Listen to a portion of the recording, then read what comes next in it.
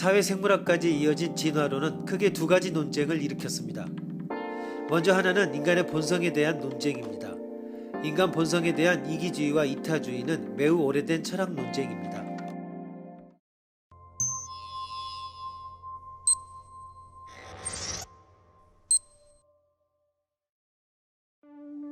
그렇다면 어떻게 이타주의가 유지될 수 있을까? 사회성 곤충의 경우에는 의문의 여지가 없다. 자연 선택에는 혈연 선택이라 불리는 과정이 포함된다. 흰 개미 군체에서 자신을 희생하는 병정 개미는 자신의 부모인 여왕과 왕을 포함한 다른 구성원들을 보호하고 자신은 번식을 하지 않는다. 결국 번식력을 가진 형제와 자매들이 번성하게 되고 그들은 근친 관계에 의해 그 병정 개미와 공유한 유전자를 퍼뜨린다. 다시 그 유전자는 엄청난 수의 조카들에 의해 불어나게 된다. 인간의 이타적 능력도 혈연 선택에 의해 진화했을까? 어떤 훌륭한 사람이 남을 위해 스스로를 완전히 희생했을 때 우리는 어떤 생각을 하는가? 그의 그런 생각이 수백 수천 세대를 거치면서 그의 친척에게 유리하게 작용해서 궁극적으로는 그의 유전자를 공유하는 자손들이 보다 많아질 것이라고 생각하는가?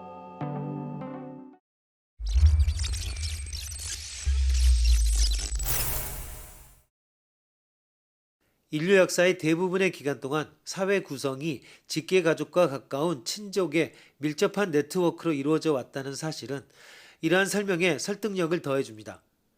고도의 지적 능력 덕분에 가능했던 혈족에 대한 세심한 결속 의식과 결합된 이례적인 단결은 왜 혈연 선택이 원숭이나 다른 포유동물보다 인류에게 더 설득력을 가지는지를 설명할 수 있을 것입니다. 사회생물학자 에드워드 윌슨은 이렇게 말합니다. 사회과학자들을 비롯한 많은 사람들이 제기할 수 있는 일반적인 반론들을 예상하여 미리 밝혀두면 나는 이타적 행동의 의도나 실제가 상당 부분 문화적으로 결정된다는 것을 인정합니다.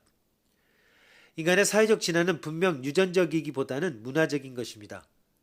그럼에도 불구하고 사회생물학자들은 모든 인간 사회에서 강하게 드러나는 근본적인 감정들이 유전자를 통해 진화한 것이라고 생각합니다.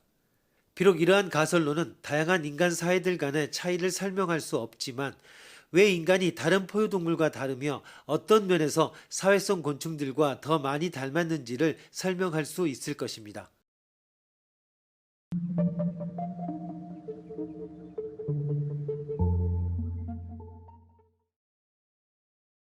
찰스 다윈은 종의 기원에서 진화의 메커니즘을 자연 선택으로 설명했습니다. 다윈의 이론에 따르면 생물은 살아남아 자손을 만드는 개체 수보다도 더 많은 자손을 만듭니다. 따라서 태어난 자손들 사이에는 냉엄한 생존 경쟁이 일어납니다. 생존 경쟁에서 살아남은 개체는 그때그때 주어진 환경에 가장 잘 적응하는 최적자들 뿐이고 나머지 것들은 모두 도태되어 사라집니다. 이런 식으로 수많은 세대를 거치는 동안에 개체 변이가 일어나는데 우수한 개체 변이를 남기는 자연 법칙이 자연 선택입니다. 진화는 생태계의 이익이나 종의 이익을 인식하지 않으며 조화나 안정성이란 무수한 개체들이 끊임없이 자신의 이익을 추구하는 과정에서 나타나는 간접적인 결과입니다. 선택의 단위는 바로 개체이고 생존을 위한 투쟁은 개체 간에 일어나는 문제인 것입니다.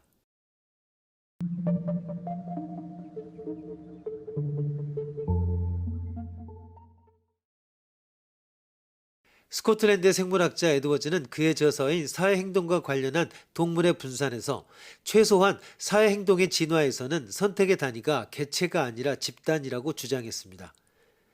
그는 다음과 같은 한 가지 딜레마에서 자신의 논의를 시작했습니다.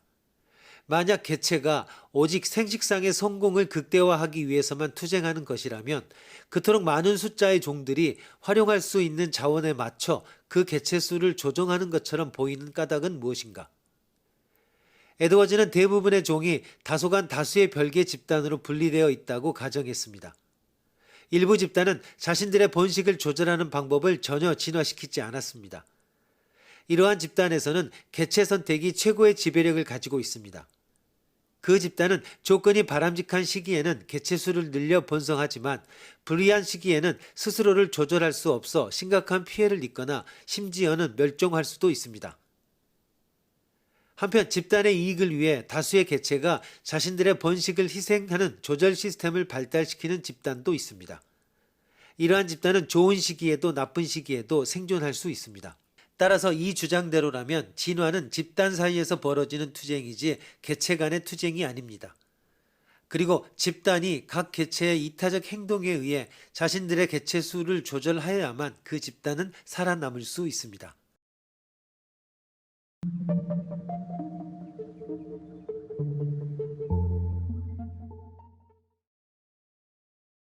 집단 선택에 반대하는 것으로 개인적인 이익이 아닌 이타주의적 행동도 살아남아 가까운 혈연을 통해 유전자를 전파한다는 이기적인 장치인 혈연 선택 이론이 주장되었습니다.